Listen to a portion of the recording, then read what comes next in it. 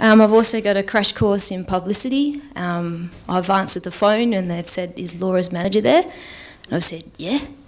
Hang on a second. And hello? And then they've wondered why my voice is the same when I've seen them in real life. So I've been down that path before.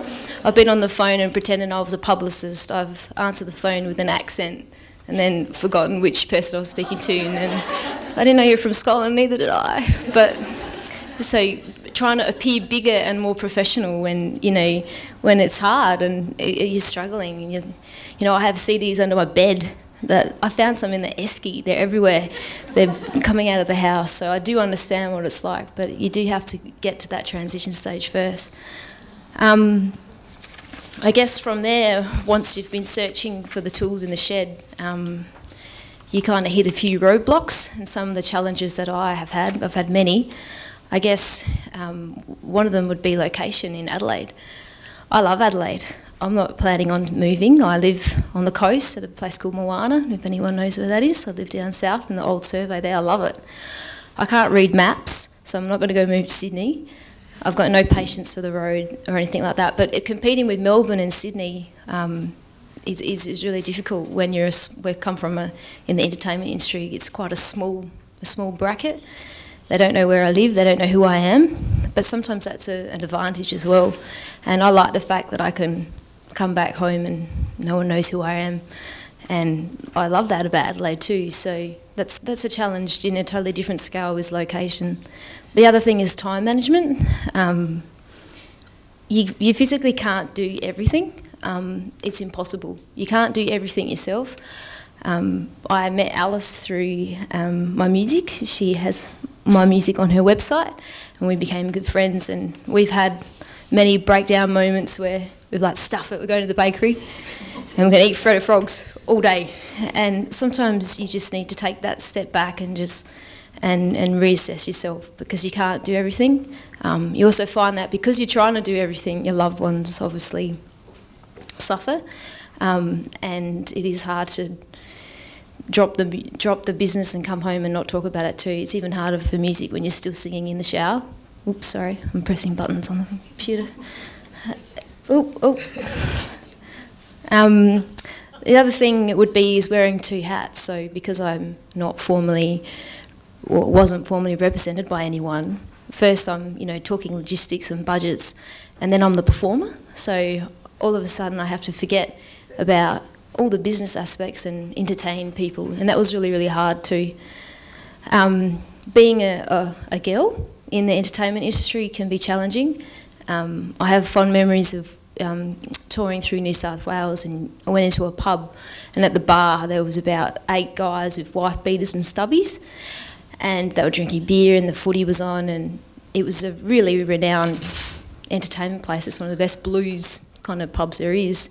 And I walked in and one of the guys was like, got some lollipop music, do we? And I was like, oh, here we go. So it does have your challenges as a woman to be taken seriously.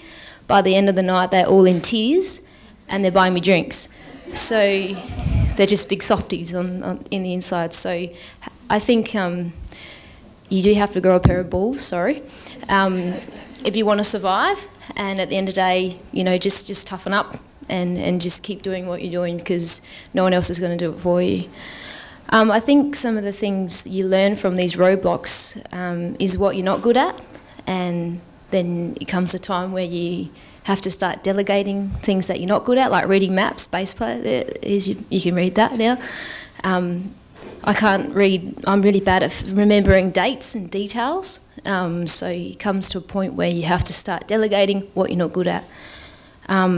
But I think that's when a team evolves, and to be honest, with my limited experience in any type of business, that the team normally doesn't happen until you've done all the hard work. So they're not going to knock on your door until you've done all the hard work for them.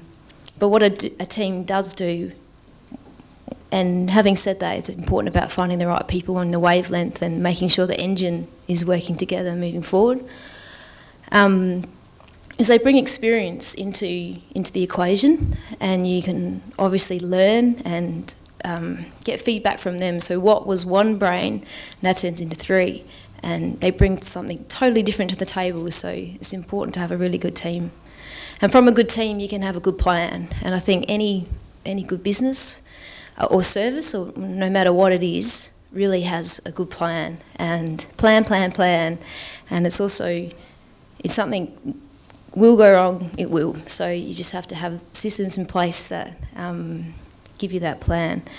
From that plan, I've been able to release 2 successful albums, a few national tours which are going now international as well, which is very exciting.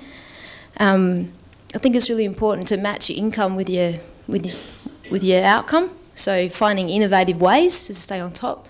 So there's a lot of outcome going in, and you have to think and match something that will, compensate that. An example, a really small example is I make candles. This is really random, and I sell them on my merch table. My album's called The Guava Tree, and I make a guava-scented candle to go with that. And it just started because I do a lot of these supports, and my CD was always in the dark. No one cares about the support act.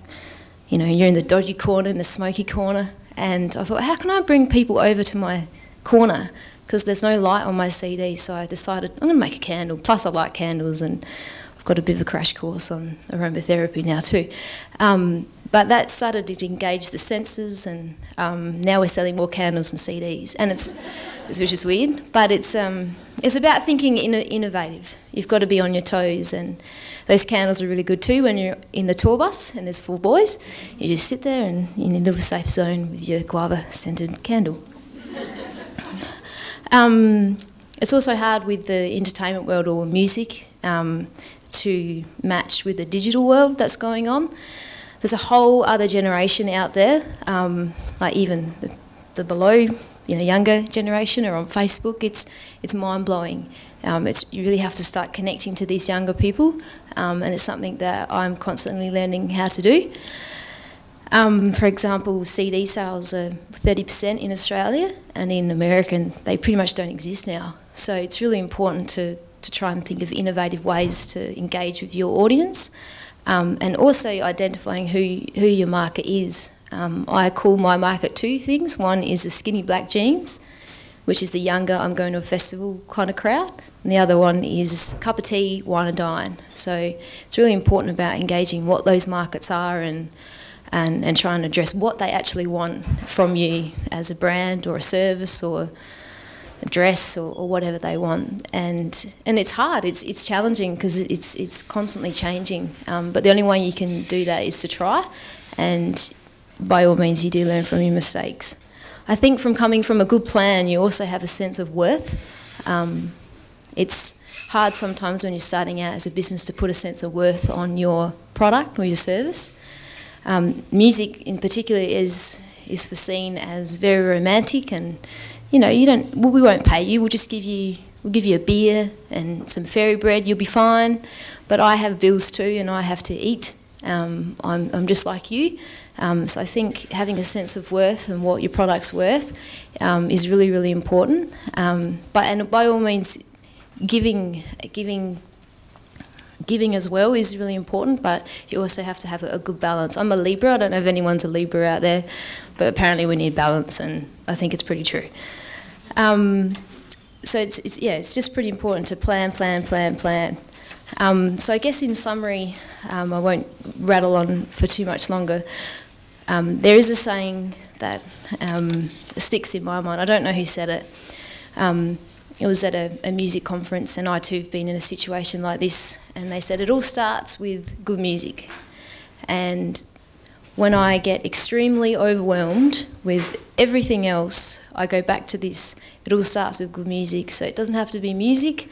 It could be a wine. It could be yogurt. It could be anything, or a service. It could be anything. But it all starts with that one thing. And I think that's a really, really important process, to spend a lot of time developing what that is, because then all the other stuff is a lot easier. So the marketing, the promo and everything like that. If you've got something good and it's defined and it tells you who you are, then I think that's really important. So it all starts with the core, and it all starts with, that's how you make a sustainable, well, that's how I've made a sustainable long tail in what I'm doing.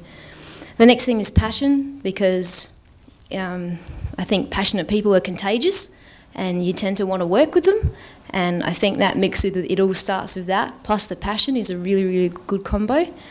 And also the dream, to keep that alive and to be really, really positive, and to keep it simple too, because there is a lot of, there is a lot of crap out there, and there is a lot of overwhelmingness that we get each day in our life. And I think if we just keep it simple, so my keep it simple is, it starts with good music. I'm passionate about music, and it's my dream, so I'm not going to stop anytime soon. Thank you.